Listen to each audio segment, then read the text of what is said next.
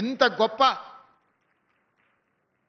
సాంకేతిక నైపుణ్యాన్ని సాధించిన మనం హైదరాబాద్ నగరాన్ని అట్లే వదిలేద్దామా?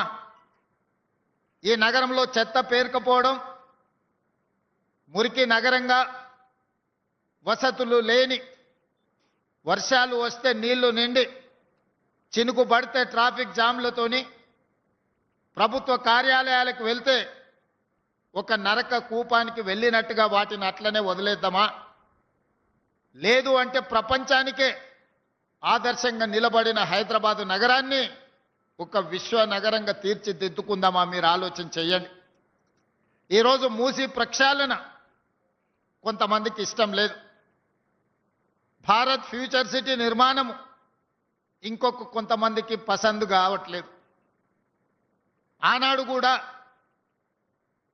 హైటెక్ సిటీ కట్టినప్పుడు అవహేళన చేసింది.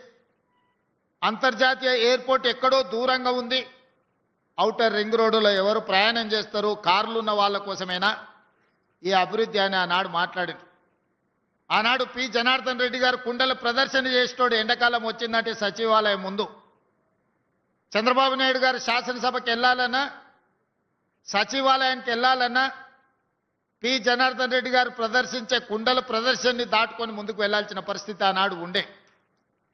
అక్కడి నుంచి ఆలోచన చేసి హైదరాబాదు నగర దాహార్తిని తీర్చడానికి నిజాం నిర్మించిన హిమాయత్ సాగర్, ఉస్మాన్ సాగర్ నీరు సరిపోవడం లేదు, మరి నగరానికి వస్తున్న లక్షలాది మంది యొక్క దాహార్తిని తీర్చాలంటే కృష్ణా జలాలను తరలించాలని ఆనాడు కృష్ణా నుంచి, నాగార్జున సాగర్ నుంచి తాగునీటిని తరలించి హైదరాబాదు నగరానికి కృష్ణా జలాలను తరలించారు. ఆనాడు కృష్ణా జలాలు సరిపోవడం లేదని గోదావరి జలాలను గోదావరి నది నుంచి హైదరాబాదు నగరానికి తేవడం జరిగింది. ఇవే కాదు, మంజరా నుంచి హైదరాబాదు నగరానికి తాగునీటిని తీసుకొచ్చి ఈ ప్రాంతంలో వివిధ రాష్ట్రాలు, వివిధ దేశాల నుంచి ఉద్యోగ ఉపాధి కోసం వచ్చే వాళ్ళకి ఆశ్రమం ఇవ్వడమే కాదు, అన్ని మౌలిక వసతులను ఆనాటి ప్రభుత్వాలు ఏర్పాటు చేయబట్టే ఈరోజు ఈ ప్రాంతం గొప్పగా అభివృద్ధి చెందింది. కానీ ఇది సరిపోదు. ఇది ప్రపంచం ఆశిస్తున్న స్థాయిలో ఇంకా మనం చేయాల్సింది చాలా ఉంది. అందుకే నేను చెప్పిన హైదరాబాదు నగరం బెంగళూరుతోనో, చెన్నైతోనో, ఢిల్లీతోనో, కలకత్తానో, ముంబైతోనో పోటీ కాదు. మేము న్యూయార్క్తో పోటీ పడదలుచుకున్నాం, టోక్యోతో పోటీ పడదలుచుకున్నాం, సింగపూర్తో పోటీ పడదలుచుకున్నాం. ఇవాళ ప్రపంచాన్ని మనం కూర్చున్న దగ్గర అరచేతిలో ప్రపంచాన్ని చూడగలుగుతున్న మనం మన నగరాన్ని ప్రపంచ స్థాయి నగరంగా తీర్చిదిద్దుకోవడానికి మనకు చేతనవుతుంది, మనకు సాంకేతిక నైపుణ్యం ఉంది, మన దగ్గర అన్నీ ఉన్నాయి. అన్నీ మనకు ఉన్నప్పుడు కావాల్సింది ఒక్కటే చిత్తశుద్ధి. చిత్తశుద్ధి ఉన్న నాయకుడు ఉంటే ఏమైనా చేయొచ్చు అని ఈ ప్రాంతాన్ని అభివృద్ధి చేసిన చంద్రబాబు నాయుడు గారు, రాజశేఖర రెడ్డి గారు నిరూపించారు. మరి ఈరోజు మనం ఎందుకు చేసుకోకూడదు? మీరు ఆలోచన చేయండి. ఇవాళ లక్షలాది మంది వివిధ ప్రాంతాల నుంచి ఇక్కడికి వచ్చి శాంతి భద్రతతో కూడుకున్న ఉద్యోగ భద్రత ఈ ప్రాంతంలో మనం ఇవ్వగలిగినము అంటే ఆనాటి ముఖ్యమంత్రులు రచించిన ప్రణాళికలే ఈరోజు మనకు వేదికగా మారినాయి. గచ్చిబౌలి స్టేడియంలు, అంతర్జాతీయ క్రీడల్ని మనం నిర్వహించినాం, ఆఫ్రో ఏషియన్ గేమ్స్ నిర్ణయించినాం, కామన్వెల్త్ గేమ్స్కు సంబంధించి ఈరోజు మనం అంత ఇన్ఫ్రాస్ట్రక్చర్ మనం చేసుకోగలిగినాం. ప్రపంచ స్థాయి మిలిటరీ గేమ్స్ మనం ఇక్కడ నిర్వహించుకున్నాం ఆనాడు. కానీ మధ్యలో గచ్చిబౌలి స్టేడియంలన్నీ పెళ్లిళ్లకు, పేరంటాలకు వేదికలుగా మారినాయి. క్రీడలలో రాణించి ఒలింపిక్స్లో గోల్డ్ మెడల్ తేవాల్సిన మన ప్రాంతం దాదాపుగా 15 సంవత్సరాలు క్రీడలలో నిర్లక్ష్యానికి లోనైంది. అందుకే ఈరోజు తెలంగాణ రాష్ట్రంలో ప్రజాపాలన ఏర్పాటు చేసిన తర్వాత ఒక పక్కన సంక్షేమ పథకాలను అమలు చేస్తూనే వాయు వేగంగా ఆగిపోయిన అభివృద్ధిని, సాంకేతిక నైపుణ్యాన్ని అందిపుచ్చుకొని మన నగరాన్ని అభివృద్ధి చేయాలని ఈరోజు నిర్ణయం తీసుకున్నాం. అందులో భాగంగానే తెలంగాణ రైజింగ్ 2047 అనే ఒక విధానపరమైన ప్రణాళికను సిద్ధం చేస్తున్నాము. 2047కి మనకు స్వతంత్రం వచ్చి 100 సంవత్సరాలు పూర్తి చేసుకోబోతున్నాం.